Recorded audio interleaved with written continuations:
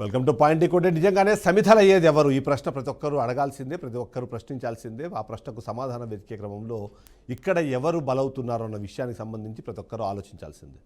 దీనికి కారణం లేకపోలేదు. మనం చూస్తున్నాం ఆంధ్రప్రదేశ్ రాష్ట్రం కానివ్వండి, అందులో రాజకీయాల పాత్ర కానివ్వండి, రాజకీయాల పాత్రను మనం విశ్లేషించే క్రమంలో దాంట్లో ప్రతి సందర్భంలోనూ రెండు పార్టీల మధ్య, ఇద్దరు నాయకుల మధ్య గొడవలు జరగడం అనేది సర్వసాధారణం. ఆ పార్టీల మధ్య గొడవలు జరిగినప్పుడు, ఆ నాయకుల మధ్యలో గొడవలు జరిగినప్పుడు ఆ తర్వాత పరిణామ క్రమంలో వాళ్ళ అవసరాలను బట్టి పార్టీలు మారే నాయకులు, పార్టీలకు సంబంధించిన కండువాలు మార్చుకునే నాయకులు ఎంతోమంది కనిపిస్తుంటారు. కానీ ఆ సందర్భంలో అక్కడ ప్రమిదలవుతున్నది ఎవరు, సమిధలవుతున్నది ఎవరు, ఎవరు అక్కడ కాలి బూడిదవుతున్నారు అనే విషయానికి సంబంధించిన డిస్కషన్ ఖచ్చితంగా చేయాల్సింది. అదే ఇవాళ మనం చేస్తున్న ప్రయత్నం. ఆ సమిధలు అయ్యేది ఎవరు, ఆ పాయింట్ని డీకోడ్ చేసే ప్రయత్నం చేస్తున్నాం. మనం చూసాము కొన్ని దశాబ్దాలుగా రాజకీయాలు నడుస్తున్నాయి. రాజకీయాల్లో ఎన్నో మార్పులు వచ్చాయి. ఆ మార్పుల్లో ముఖ్యంగా చూస్తే మొదట్లో ఎవరైతే స్వతంత్రోద్యమంలో పాల్గొన్నారో, ఎవరైతే సేవా కార్యక్రమాల్లో చురుగ్గా ఉన్నారో వాళ్ళు రాజకీయాల్లోకి వచ్చేవాళ్ళు. ఆ తర్వాత వాళ్లను సపోర్ట్ చేయడానికి వ్యాపారస్తులు కూడా రాజకీయాల్లోకి వచ్చారు. కానీ ఆ వ్యాపారస్తులను గెలిపించడానికి, వాళ్ళను నమ్మించడానికి, మిగిలిన వాళ్ళు భయపెట్టడానికి ఆ తర్వాత రౌడీలు, ఫ్యాక్షనిస్టులు వాళ్ళు కూడా రాజకీయాల్లో భాగస్వామిగా మారారు. ఆ తర్వాత వాళ్ళే రాజకీయ నాయకులు అయ్యారు. ఆ తర్వాత పరిణామ క్రమాలు మనం చూస్తే ఓవైపు వ్యాపారస్తులు, మరోవైపు ఇలాంటి ఒక క్రిమినల్ బ్యాక్గ్రౌండ్ ఉన్న వ్యక్తులు, వీళ్ళు కాకుండా సేవా తత్పరత ఉన్న వాళ్ళు కూడా కొద్దిమంది రాజకీయాల్లోకి రావడం అనేది సర్వసాధారణంగా మారిపోయింది. ఈ నేపథ్యంలోనే కులాల పేరుతో కానివ్వండి, నమ్మకాల పేరుతో కానివ్వండి, అలాగే వాళ్ళకున్న అవసరాల కారణాలతో కానివ్వండి, వీటన్నిటి కారణంగా ఒక్కొక్కరు ఒక్కొక్క పార్టీకి కార్యకర్తగా మారిపోవడము, కొద్దిమంది మాత్రమే న్యూట్రల్గా ఉండిపోవడం అనేది జరుగుతూ వస్తుంది. ఇప్పుడు మనం ఈ డిస్కషన్ ఎందుకు చేస్తున్నాం, ఈ డిస్కషన్కి అవసరం ఏంటి అని మనం ఆలోచిస్తే మాత్రం గత కొంతకాలంగా, ముఖ్యంగా గత వారం రోజుల నుంచి ఆంధ్రప్రదేశ్ రాష్ట్రంలో జరుగుతున్న పరిణామాలను మనం ఒకసారి గమనిస్తే, అంబటి రాంబాబు ఇంటి మీద దాడి జరిగింది. ఆ దాడి జరిగేటప్పుడు ఆ పార్టీకి సంబంధించిన, ఏదైతే కూటమి పార్టీలకు సంబంధించిన వైసీపీ టీడీపీ ఎమ్మెల్యే అక్కడే ఉండి తన భర్త ఇద్దరు దగ్గరుండి మరి ఆ దాడులు చేయించారు అన్నదాన్ని వైసీపీ ఆధారాలతో సహా బయటపెట్టే ప్రయత్నం చేస్తుంది. ఈ నేపథ్యంలోనే తన కూతురు అంబటి రాంబాబు కూతురు కానివ్వండి, అంబటి రాంబాబు కానివ్వండి కంప్లైంట్ ఇచ్చారు, నా ఇంటి మీద దాడి జరిగింది, నన్ను చంపడానికి ప్రయత్నం జరిగింది అని. దాని మీద కేసు నమోదవుతే, ఆ కేసు నమోదైన నేపథ్యంలో దాంట్లో ఉన్న నిందితుల పేర్లను గమనిస్తే మనకు అప్పుడు అర్థమవుతుంది అసలు సమిధలవుతోంది ఎవరు అన్నది. ఎమ్మెల్యే పేరు కానివ్వండి, ఎమ్మెల్యే భర్త పేరు కానివ్వండి, కీలకమైన నేతల పేర్లు కానివ్వండి అందులో కనిపించట్లేదు. కేవలం కార్యకర్తల పేర్లు, ఎవరైతే ఆ అంశానికి సంబంధించి అధినేత కళ్ళల్లో పడాలని ఆలోచించిన వాళ్ళ ఫోటోలు, వాళ్ళ పేర్లు, అవి మాత్రం ఇవాళ మనకు ఆ ఎఫ్ఐఆర్ కాపీలో కనిపిస్తుంది. ఎఫ్ఐఆర్ అనగానే అదేదో చిత్తు కాగితం కాదు, అదేదో మనం తర్వాత మార్చుకోగలిగే ఒక తెల్ల కాగితం అసలే కాదు. ఒక్కసారి ఎఫ్ఐఆర్ నమోదైంది అంటే దాని తర్వాత జరిగే పరిణామ క్రమంలో ఛార్జ్షీట్లు, ఆ తర్వాత విచారణలు, ఆ విచారణల పేర్లు కూడాతో సంవత్సరాల పాటు గడిచిపోయే కాలము, ఆ కాలంలో ప్రతి సందర్భంలోనూ పోలీస్ స్టేషన్లకి, ఆ తర్వాత కోర్టులకి తిరగాల్సిన అవసరం ఉంటుంది. ఈ కోర్టుల్లో ఇలా నమోదయ్యే ఎఫ్ఐఆర్లు ఆ తర్వాత వాళ్లకు నేర ప్రవృత్తి ఉంది అనే ఒక ముద్ర వేయడానికి కూడా పనికొస్తాయి. కార్యకర్తలు ఇప్పుడు ఆలోచించుకోవాలి.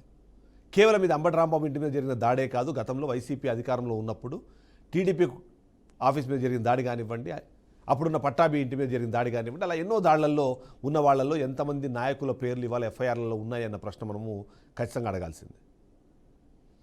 అలా పేర్లు లేకపోవడంతో కార్యకర్తలు ఏదో సాధించామని ఫీల్ అవుతున్నారు. లోకేష్ గతంలో ఒక స్టేట్మెంట్ ఇచ్చారు, ఎవరి మీద ఎన్ని కేసులు ఎక్కువ ఉంటే వాళ్లకు నేను అంత పెద్ద పదవి ఇస్తాను అని. నిజంగానే ఇవాళ పదవులు వచ్చిన వాళ్ళందరి పేర్ల మీద కేసులు ఉన్నాయా? అలా కేసులు నమోదు చేయించుకున్న వాళ్ళందరూ ఇవాళ అధికారంలోనో లేకపోతే పదవుల్లోనో ఉన్నారా? అలా పదవులు దక్కించుకున్న వాళ్ళ సంఖ్య ఎంత, వాటి శాతం ఎంత?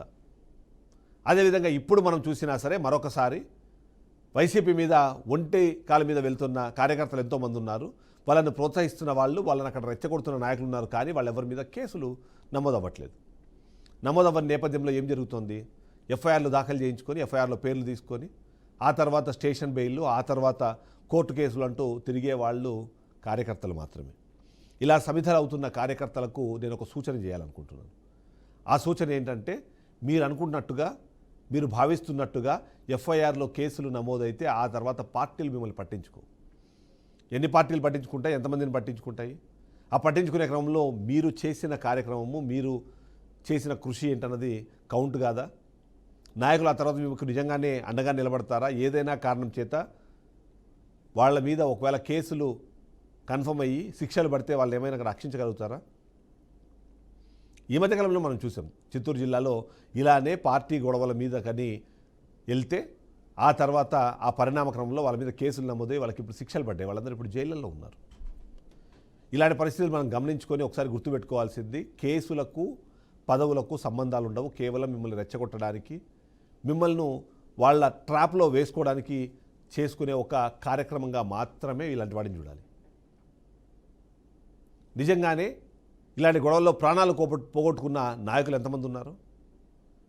నిజంగానే రాజకీయాల కోసం, అధినేతల కోసం గొడవబడి జైళ్ల పాలైన నాయకుల సంఖ్య ఎంత? అలా కాకుండా కార్యకర్తల సంఖ్య ఎంత? మనం మొన్న చూసాం, జోగి రమేష్ ఇంటి పైన దాడి జరిగితే అందులో 43 మంది కేసు పెడితే 11 మందిని ఇప్పటికే అరెస్ట్ చేసి స్టేషన్ బెయిల్ ఇచ్చారు. స్టేషన్ బెయిల్ ఇచ్చారు కాబట్టి మేము ఇప్పుడు హ్యాపీ అనుకుంటున్నారేమో, కాదు.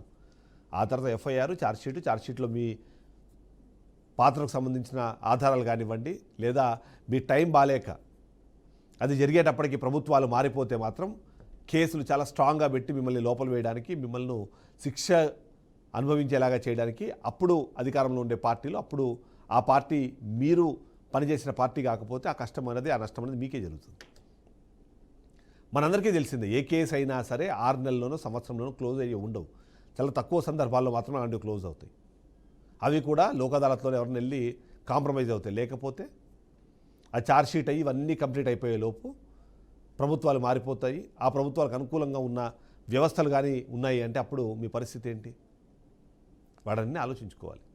కార్యకర్తలు అనగానే జెండాలు మోసే కూలీలు మాత్రమే కాదు, ఆ జెండాలను కట్టే కార్మికులు మాత్రమే కాదు, ఆ పార్టీని అధికారానికి తీసుకొచ్చి ఆ తర్వాత ఆ పార్టీల ద్వారా ప్రజలకు సేవ చేయాలన్న ఆలోచనలు ఉన్న వాళ్ళు చాలామంది కార్యకర్తలు ఉన్నారు. కానీ ఇప్పుడు అది జరుగుతోందా?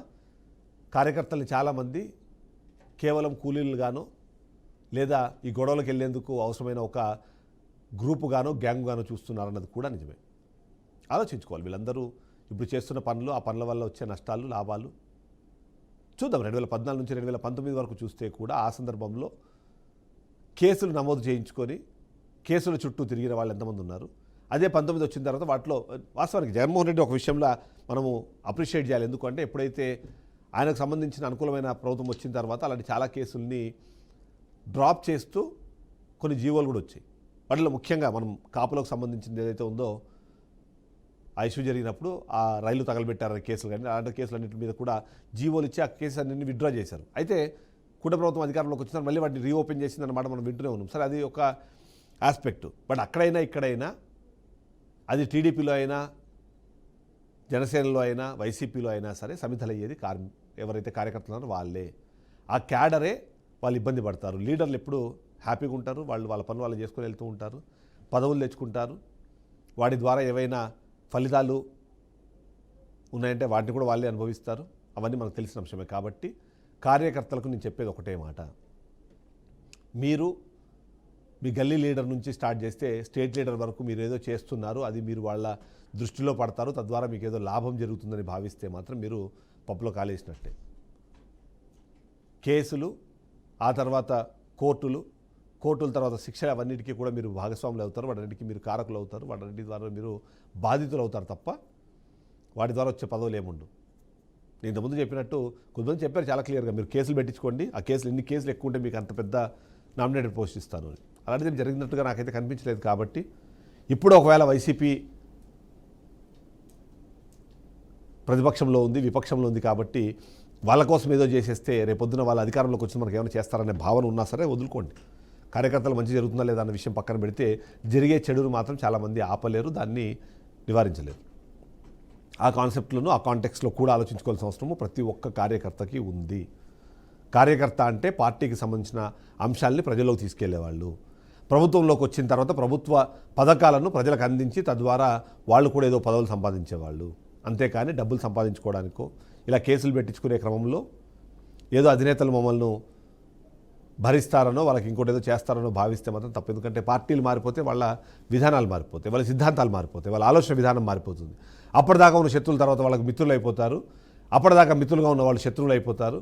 బై ఎండ్ ఆఫ్ ఇట్ ఆ రోజు ఆ పార్టీ అధినేతలు లేదా ఆ పార్టీకి సంబంధించిన కీలకమైన నేతలు ఇచ్చే ఇన్స్ట్రక్షన్స్ ప్రకారము ఏ కార్యకర్తను కాపాడుకోవాలి, ఏ కార్యకర్తను వదులుకోవాలన్నది వాళ్ళు కూడా ఆలోచించే పరిస్థితి ఉంటుంది కాబట్టి జాగ్రత్తగా ఉండాలన్నదే మన పాయింట్.